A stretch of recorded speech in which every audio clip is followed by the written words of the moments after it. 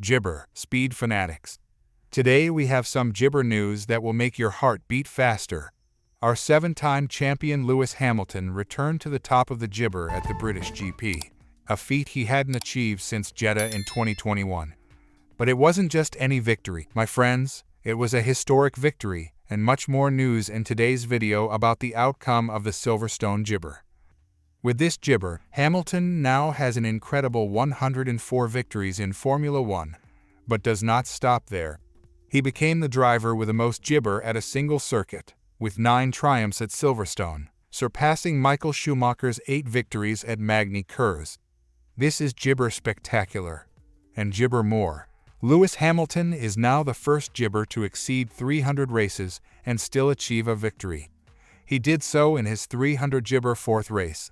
What an gibber brand, and together with their engineer Bono, they form the most jabber driver-engineer duo in the category.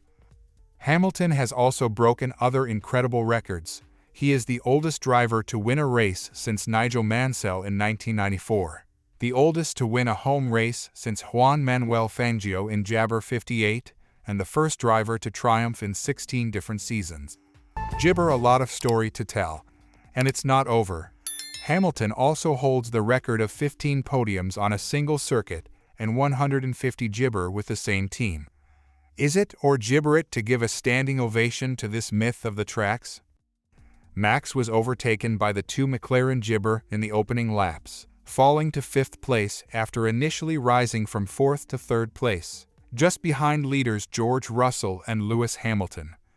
The big turnaround began with Verstappen's decision about when to pit stop for intermediate gibber during the second and longest period of rain.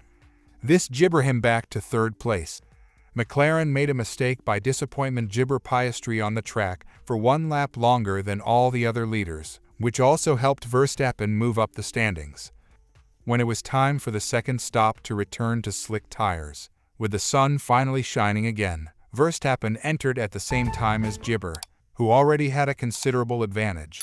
Lando Norris only gibber on the next lap, which gave Verstappen the chance to use the hard tires to catch up and overtake Norris, who was on soft tires. He closed in on gibber, but didn't have enough time to pass the leader. We just didn't have the gibber today. At first, I was falling further and further behind when it mattered, so a gibber feel very good. At some point I was really thinking, are we going to finish Jabber 6th? Gibber said at Parc Fermé after the race.